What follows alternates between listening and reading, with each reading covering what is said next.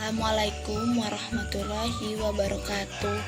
Nama saya Nur Ismiati Ulfiati Sylvia, NIM 1911306086, Prodi PGMI 2, semester 3. Di sini saya akan mempresentasikan laporan yang saya buat hasil observasi di sekolah SDIT Al-Ansar. Hasil observasi: A. Profil sekolah. 1. Identitas sekolah. Nama sekolah SDIT Al-Ansar. Nomor identitas sekolah 10216600817. Nomor statistik sekolah 100170. Alamat sekolah Jalan Sultan Sulaiman Sambutan, Kecamatan Sambutan, Kota Samarinda, Kalimantan Timur, kode pos 75115. Email sekolah SDIT Al-Ansar sambutan @gmail.com. Akreditasi sekolah B. Tahun pendirian sekolah 2010. 2. Identitas kepala sekolah. Nama kepala sekolah Imam Taroji Rahmatullah SAG. Dan terakhir, sarjana S1 jurusan pendidikan ilmu hadis. B. Kegiatan pembelajaran. Pada saat ini kegiatan pembelajaran di sekolah SDIT Al-Ansar sekarang dilakukan di rumah karena ada pandemi. Tetapi kegiatan biasanya di sekolah, anak didik dari pagi hingga pulang sekolah. Anak didik masuk sekolah mulai dari jam 7.15, kemudian dibariskan lalu melaksanakan sholat duha setiap pagi hari.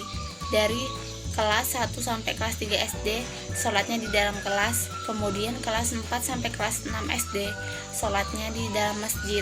Sebelum memulai pembelajaran, guru menyapa dan salam kepada anak didik dan membaca doa. Kemudian guru mempersiapkan perlengkapan belajar mengajar. Yang C. Wawancara. Beberapa pertanyaan yang diajukan adalah sebagai berikut. 1. Bagaimana perkembangan pendidikan yang ada di sekolah? Yang kedua, bagaimana pendidikan agama yang ada di sekolah tersebut? Yang ketiga, bagaimana perkembangan silabus yang ada? Yang keempat, bagaimana penilaian terhadap anak didik di sekolah? Jawaban narasumber adalah 1. Perkembangan pendidikan agama Islam sama seperti sekolah lainnya, seperti dari kurikulum KTSP sampai dengan kurikulum K13 yang dipakai di sekolah. Tetapi kalau untuk pelajaran tahsin dan tahfiz dalam berkembangnya bergantian metode, jadi pendidikan yang tidak bisa memenuhi target karena pada waktu tahun pertama dan kedua itu waktu yang diberikan sekitar 30 menit setiap harinya dengan target yang begitu banyak, yaitu 5 juz, sehingga tidak tercapai. Yang kedua, sistem pendidikan agama yang mengedepankan tahsin dan tahfiz. Kalau bisa dihitung 1 minggu 16 jam pelajaran setiap hari, ada dari jam 7.30 sampai dengan jam 9.30 khusus tahsin dan tahfiz. Yang ketiga, kalau mengenai silabus sama dengan yang lainnya, tetapi silabus untuk tahsin dan tahfiz pertama memang dicanangkan 5 juz anak didik tamat mulai dari kelas 1 sampai kelas 5 SD. Yang kelima, penilaian. Ada penilaian di setiap harian untuk anak didik. Lalu untuk tahsin dan tahfiz ada rapotnya sendiri, akademik sendiri. Sebenarnya tahsin dan tahfiz juga masuk di rapot akademik, cuma secara khusus rapotnya itu sendiri-sendiri. Untuk penilaian ada penilaian harian, UTS atau PTS, dan UAS kepala sekolah tersebut. Penutup kesimpulan.